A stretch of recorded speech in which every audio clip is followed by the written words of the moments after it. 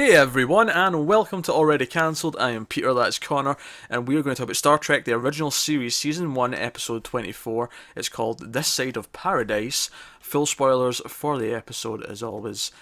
So, this one is about as always, there's a planet involved. Well, not as always, sometimes we're just in space chasing a uh, ship. But, as commonly yeah, used. often there'll be a planet. And in this case, it's, again, a very Earth-like planet. Convenient for the budget.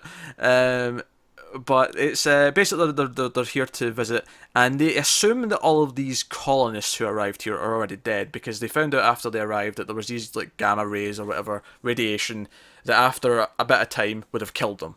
Like, Yeah, they kill all animal life, but yeah, not plant. and not plant, and they'll do it like you'll be fine for a little while because I think they mentioned when they land, oh, we could probably be here for about a week and be fine. But Yeah. eventually it builds up, and your body takes too much of it in, and doom and gloom. But they land on the planet, and sure enough, there's people there, and they seem very happy, almost suspiciously so. Um, Yes, never trust a happy person. exactly. It's basically kind of an invasion of the body snatchers type plot where there's these plants let out these spores that, when the human comes into contact with them, and not just humans either, Spock as well, but when a life form comes into contact with them, they have this feeling of just they're content. Yeah, They're just happy. They have no they're very needs. mellow. Very mellow. It keeps them alive as well. Also keeps them healthy. Like everyone's in perfect health. That's part of the plot. Is because Bones investigates them all. He's like they all have clean bills of health. Even one, I know he had his appendix taken out, but the scanners tell him he's got an appendix. Yeah. So, there's a lot of that kind of thing. And I didn't remember this one from seeing season one before, but I quite liked it because it actually does a lot of really interesting things for the character relationships, especially exploring Spock as a character. Yeah. Because Spock breathes it in, and he's in pain at first because the woman who's there, who Spock knew from before he joined the Federation, or before he was on the Enterprise at least, Leela, she's with him, and she intentionally takes him to the flowers, and he gets taken over or infected by them, and at first he's in pain because he's different from a human being because she mentions, oh, that never hurt for us, but it'll pass, and sure enough it does. And we see Spock with emotions. He's happy, he's smiling, and I think the one image I remembered once I seen it again was him Is it hanging him from a hanging tree. from the tree? Yeah. Yeah, he's just delighted. He's a child. He's a child. But he's also in love. He feels love. He feels happiness. Feels all these things. I have a question in terms of the effect of the spores. So you mentioned how it literally puts them in perfect health again. Yeah. Does it pass afterwards? Do they go back to how they were? Like, does his appendix disappear? But more specifically, I'm thinking of our crew, like Bones. He mentions that he tested a machine on himself, and it picked up that he'd had these two broken ribs before. Well, they just say at the end that all the colonists have still got perfect health. They said that was one of the leftover Yeah. effects. So what about them? Like, I have no idea. his ribs, were they never broken now? Like on a physical scanner? Um, I'm going to assume that they probably still were. I will argue that the time period is involved That's here. fair. And the only reason why I say that over, oh yeah, they're all just healed perfectly now, is just because I feel like it doesn't matter either way or the other. And if it does matter, if it ever comes up again that someone's had an injury, they'll probably need to use the fact that someone had an injury if they're mentioning it. So Yeah. I'll just argue, no, because they were only affected for a couple of days at most. Like no, That's fair. they don't have the lasting effect, but all the colonists have perfect health, and that's the kind of thing. It's a pretty actually simple episode, but it does bring up a lot of really interesting ideas with Spock, and he feels all these things, and it gets to this really cool point where Kirk is the only one, like his entire crew starts to mutiny. Not in like a Yeah. violent way. They're just all happy. They want to go down to the planet and just live their lives there and be at And peace. they're really close to losing the ship because obviously, if they're all off it, there's no one to beam them back up. Yeah, because Kirk does actually get infected, and he actually overcomes it before he does this. But he makes the point: look, if I beam down, we can't get back up. So there's still some stuff we have to take off the ship, and that's how he tricks Spock to come up Yeah. so he can deal with things. But yeah, but no, some great stuff. I love Kirk like on the bridge himself, like after everyone's left, and it's just him, and he's like in despair. It's a really sad image, like because you never see the bridge empty. Yeah, he doesn't know how to deal with it, does he? No, it's really interesting in that sense. And of course the spore gets him, and he snaps out of it because he has a sort of violent anger moment. It's anger and emotion, that kind of thing, that breaks you out of it. So he has to antagonize Spock and fight him Yeah. until he gets to his breaking point and snaps out of it. Um, and I think Spock's obviously the most interesting part of this episode for a couple of... I mean, Kirk stuff's great, like I say, him on his own in the bridge and all that, but Spock stuff is really interesting because when he first sees Leela, who he knew, and she did care for him, she wanted a relationship before the last time they met. I think they said 3 years ago, and he's kind of awkward with her in his way. Like Yeah, he's not he's awkward. Spock. He's not awkward in that he feels awkward. He's just very cold because that's how Spock is. He's very Yeah. logical. But after he has the feelings, right, and they have this happy moment where they're like a happy couple for a little while, and then he snaps out of it.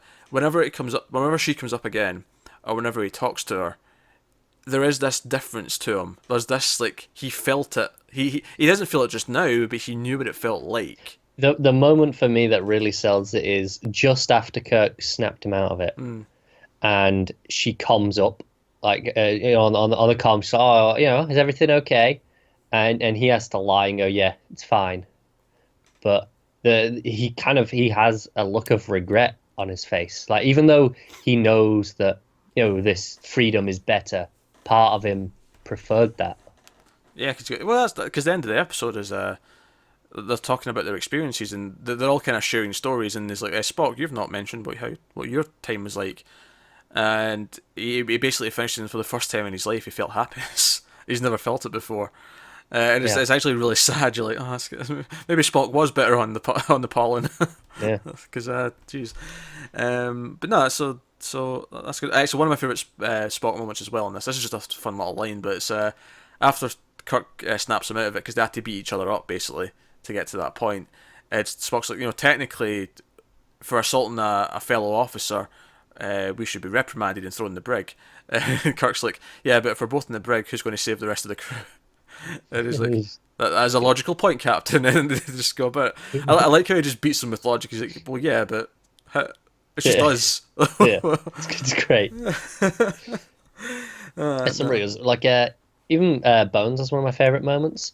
It's when he's on the spores and he's down sitting by his tree, and the leader of the colony comes up to him and is like, right, so we know what we're going to do with you. We're going to figure out a new job for you. And he's like, but I'm a doctor. And it's the idea that even on this, he's content, but he can't comprehend not being a doctor, even though, like, they don't need doctors, obviously. Yeah, obviously. Obviously, this is the first effect of the plan that Kirk and Spock put into motion, which is they basically use all the communicators to send in like a signal that'll irritate them to make them on edge, which will cause them to have conflicts, and obviously that's the effect of that, is that Bones gets immediately upset that he's been told that he's not meant to be a doctor anymore, and that creates the conflict, and then everyone kind of snaps out of it. It's a very simple episode in that sense. It's very body snatchers, like you feel like they've been taken over, even though it's not as sinister as like a body snatchers movie. Yeah, it's very much it's if the plants were sentient. I don't think they are, but if they were, it feels like they were doing it with good intentions. Yeah, honestly, it's a lot more grey area, and ultimately you think, well, maybe this isn't such a bad thing. But Kirk points out that human beings, like, you have to... Things can't be easy. We have to struggle. We have to strive. We have to... we don't have paradise for a reason. We're supposed to... It's a theme that Star Trek's dealt with a few times already. The idea that when society stagnates, what's the point in life? We had it in... that whole planet where technology was kept behind, and they were all just there. And it's the same thing here again, where if we're not moving forward, what's the point in being alive? Yeah. So no, I think that was that's the meat of the episode when you're really thinking about it. Is like, why isn't this just a good thing? And like Kirk fundamentally believes, no, we have to struggle. We have to do these things. We have to earn what we have. Otherwise, you don't appreciate it in the same way. You are just kind of in this daze where it kind of means nothing almost. Yeah, definitely. So, no. Yeah, so it's funny actually because it's when there's things are first starting to happen and Kirk's like trying to get Spock on the comms and he's not answering, and then he starts refusing to like do what he says, and he goes to see him. He ends up like trying to contact Bones, and Bones just starts like singing to him over the comms. Yeah. So that's pretty good. I'd say it's quite a solid message, one that Star Trek's already done a handful of times, but it does it again, which is something that's going to do, and that's not a problem. But it has a lot of these fun moments scattered throughout, and then you have some really solid character stuff for Spock.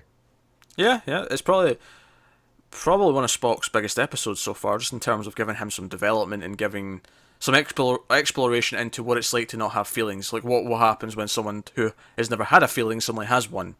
Yeah, yeah, it's something strange to watch and to see his reactions afterwards. It's kind of really probably some of his best acting as well, like because a lot of it is just doing the basics, but here it's selling the subtleties of feeling without feeling.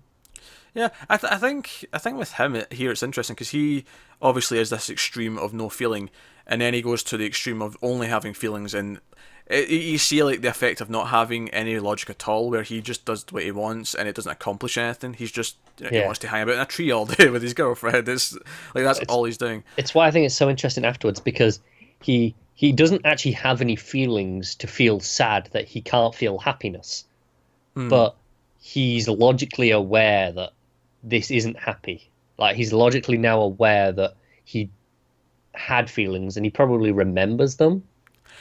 I think I would argue, and I think just because of the development, and this is kind of looking ahead as well, just sort of like the friendship that's kind of forming between Kirk, Spock, and McCoy, and we see like he does kind of mellow over time. I think because he is half human, there is the potential in there for him to feel some things.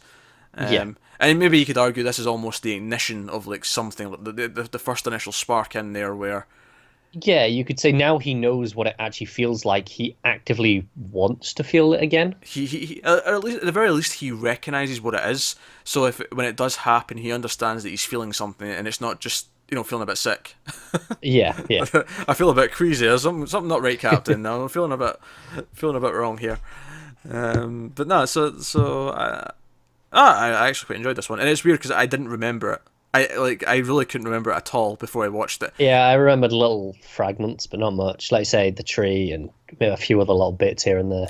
But it's actually a pretty fun episode that does have some cool Spock character exploration, has some good Kirk stuff as well, like I say, with him dealing with the fact that he's lost his whole crew and he's alone on the ship. It's just the captain and his ship, and it's empty, and it feels eerie because it's empty, because there's never not someone I'm really there. glad there was no music there at all as well. Like the silence just really punctuates it and just shows you how alone he is. Actually, since you mentioned music, I'm pretty sure there was a new theme in this. There was the little Spock love theme they had with Yeah, you're right. that was Yeah, new. This little sort of was. flute number. Yeah, that is new. Yeah, I thought that was interesting. Thought that was interesting they brought that up. I wonder, given they reuse music a lot, I wonder if that was like maybe a bit of source music because they wanted something a little romance without recording more, or if it does pop up again, then obviously it's something they've made and they made like a new little. Maybe we'll see Spock having another like flirtation. Actually, that was something that really cracked me up at the start of the episode. Is when they go out to the planet, and as typical when they go out to the planet, oh, there's a beautiful woman's been introduced, and I'm like, all right, Kirk's going to start flirting with her in about 3, 2, and she's like, hi Spock. I'm like, oh, that's different. Yeah, this changes things. She's into the pointy ears. Oh my. Kirk must be pissed. Yeah. It would have been amusing to see Kirk jealous. Yeah, that would have been pretty funny. But to be fair, as much as he does, he is he's a ladies' man in that sense. He always has a beautiful woman to flirt with. He's a sensible man too. He's maybe a bit more mature than the jealous type. I think that is pretty fair to say. One would think. But no, so that's this week's Star Trek. So let us know what you think of this episode in the comments below. Like, subscribe, all that stuff. If you want to support the channel, head over to patreon.com/MailedFuzzTV. One of the perks, of course, for just $1 is you get these Star Trek reviews a week early. So if you're watching this on the YouTubes, the next one's already up on Patreon. So you can head over there and have a look there if you want to support us. But otherwise, guys, get us on Twitter at mailed_fuzz for channel updates. Individual Twitters are on the screen. But that's it. So thank you once again for watching. We'll see you next time. Have you got any vanilla?